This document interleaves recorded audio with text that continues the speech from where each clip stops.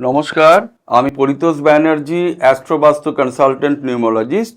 আজ আমি আপনাদের কয়েকটা বাস্তুর ইম্পর্টেন্ট টিপস দিচ্ছি, যাতে করে আপনারা অনেকেই উপকৃত হবেন এবং আপনাদের সাংসারিক জীবনে সুখ এবং সমৃদ্ধি ফিরে আসবে।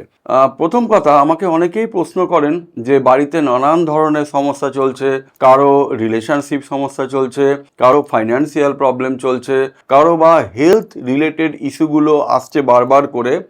তো আমি এটা তাদেরকে তো বলি, তারা যখন আমার চেম্বারে আসেন অ্যাজ এ ক্লায়েন্ট, আমি ইন ব্রডার সেন্স প্রত্যেককে আমি জানাচ্ছি যে আপনাদের বাড়িতে কিছু ঘটনা ঘটে যেগুলো আমি এখন বলতে চাইছি। প্রথম কথা হচ্ছে, যদি আপনার বাড়িতে কোনো ঘড়ি অনেক দিন ধরে বন্ধ হয়ে আছে, প্লিজ চেষ্টা করুন সেই ঘড়িটাকে ওখান থেকে রিমুভ করে নয় ঘড়িটাকে সারাই করে সেখানে আবার রিইনস্টল করুন, অথবা নতুন ঘড়ি কিনুন। এই ঘড়ি বন্ধ হয়ে থাকা যেটা সবার নজরে আসছে, এটা কিন্তু বাস্তবমতে শুভ নয়। এটা হলো প্রথম কথা।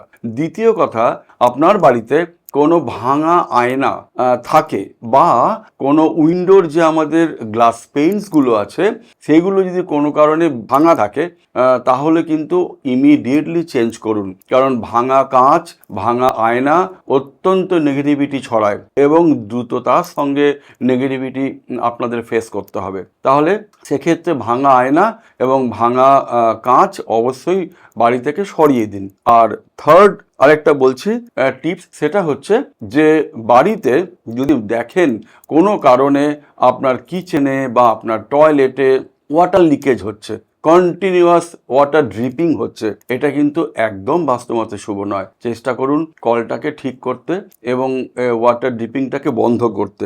এছাড়া অনেক বাড়িতে যখন যাই তখন দেখি যে বিভিন্ন জিনিস বিভিন্ন জায়গায় ছড়িয়ে রয়েছে, এটা কিন্তু বাস্তবমতে একদমই শুভ নয়। সেখানে কিন্তু সুখ সমৃদ্ধি আসে না। তাই যতটা পারবেন নিট অ্যান্ড ক্লিন রাখবেন, বাড়ি ক্লাটার ফ্রি রাখবেন এবং অর্গানাইজড ম্যানার্সে, অর্গানাইজড ওয়েতে আপনাদের সমস্ত জিনিসপত্রগুলো বাড়িতে গুছিয়ে রাখুন। দেখবেন ভালো থাকবেন, সুস্থ থাকবেন, সুখ সমৃদ্ধিতে ভরে উঠবে আপনাদের সংসার। আমি পরিতোষ ব্যানার্জি, অ্যাস্ট্রোবাস্তু কনসালটেন্ট নিউমোলজিস্ট। আমি বালি, হাওড়া, শিলিগুড়ি এবং ঢাকুরিয়াতে বসি। আমার সঙ্গে কন্ট্যাক্ট করার জন্য আপনারা আমার মোবাইল নাম্বার স্ক্রলে যাচ্ছে, কন্ট্যাক্ট করে অবশ্যই অগ্রিম বুকিং করে আমার চেম্বারে আসতে পারেন। নমস্কার।